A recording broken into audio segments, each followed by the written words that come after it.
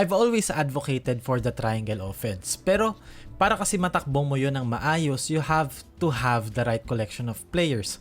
Yung roster ng Ginebra ngayon is undeniably one of the deepest ones sa buong liga. They are talented, they are long, they are athletic, and they are dynamic. On paper, sobrang malakas sila. Pero bakit every time na naglalaro sila, parang palaging kulang? And it's really because of the triangle offense, in my own opinion. Na-mention ko rito sa preview video ko yung thoughts ko about it. So, bago natin i-breakdown yung game, tingnan muna natin kung ano yung sinabi ko dito. Problema doesn't always work when you have an insanely talented squad. Kasi when you've got the players who can really create and dominate on their own, it kind of restricts yung full potential nila. Triangle kasi diba in practice, it can turn an average team into something good. Pero when you're already stacked with talent, parang it's limiting what they can do.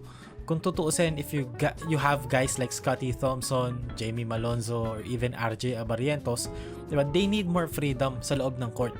They're the types of players who thrive kapag meron silang space and meron silang room to operate. Now, pag-usapan natin yung game kontra sa San Miguel. First half, Ginebra only scored 30 total points.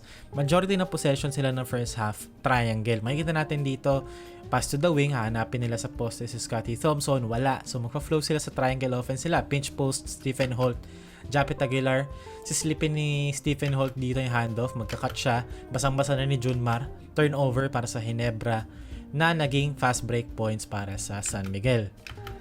And again, sunod-sunod tong turnovers nila dito ng first quarter. Dito naman again, pass to the wing kay Troy. Okay?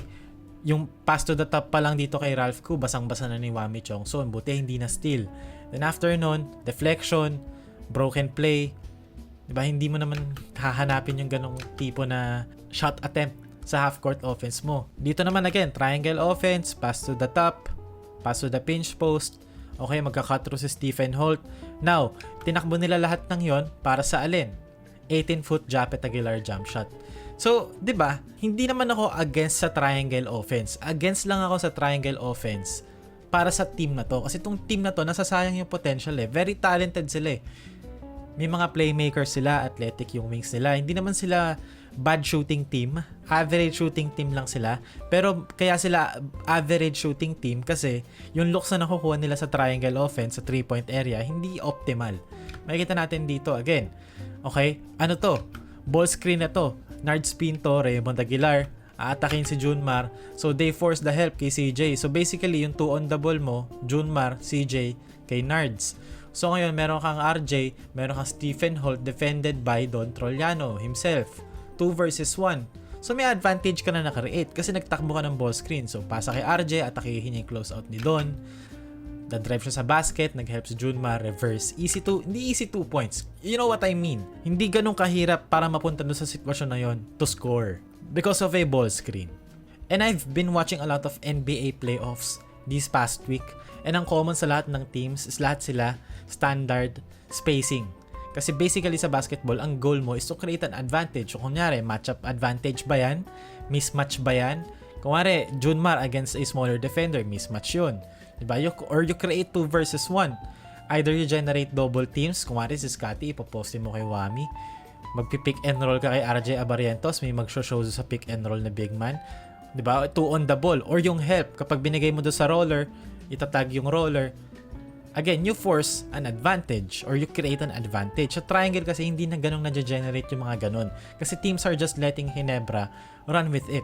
Tapos, di ba 30 points lang na-score ng Ginebra ng first half? Pagdating ng third quarter, nag-iba ang ihip ng hangin kasi binilisan nila yung takbo, they played faster and ran more ball screens. Makikita natin dito, okay? Ginebra will run a ball screen for Scottie Thompson, okay? Japet Aguilar magsiset ng screen. Scottie Thompson created 2 on the ball kasi nag-show si Junmar Fajardo. Ngayon, after ng ball screen, Scottie Thompson snake the screen. Meron kang Stephen Holt sa weak side corner, wide open. Kasi na-shift mo yung defense, you force 2 on the ball. Sablay, pero si Japet Aguilar nasa posisyon para linisin yung sablay. Again, dito, Stephen Holt spread pick and roll with Japet Aguilar.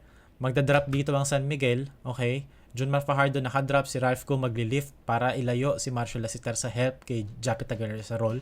Gagawin ni Stephen Holt dito, atakihin niya.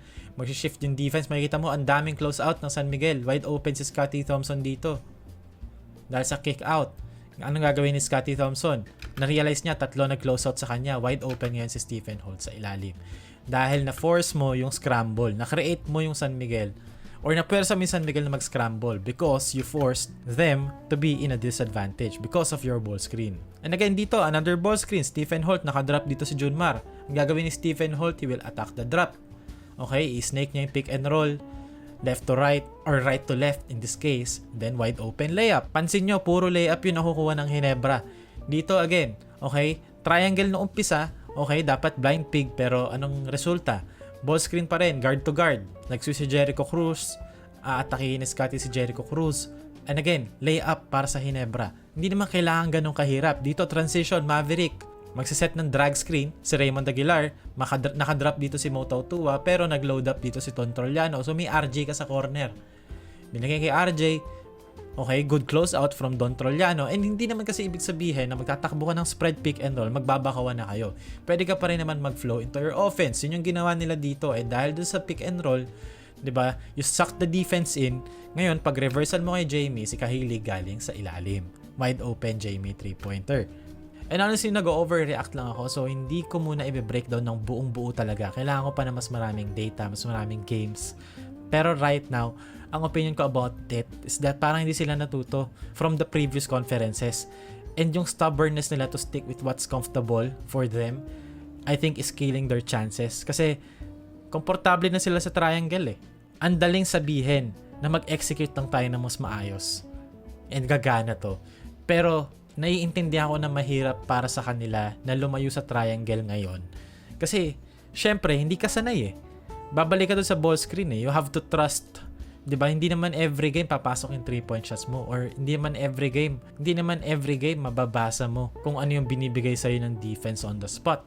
So, it's going to be interesting kasi all Filipino naman, 'di ba? Pwede naman lang gawin kung anong trip nila since walang Brownlee. Kumbaga parang yung canvas nila blanco and sila na bahala kung paano nila pipintahan tong conference na to. Anong klaseng painting gusto nilang gawin. Whether gusto nila na mag-geometry sila, 'di ba? Mag-TLE sila, mag-draft sila, measured, or gumawa sila ng abstract painting. Nakadepende sa kanila. So, panonoorin ko rin ng mabuti kung anong mga trip nila this conference. Kung magpapalit na ba sila or magsistick sila sa kung anong komportable sa kanila.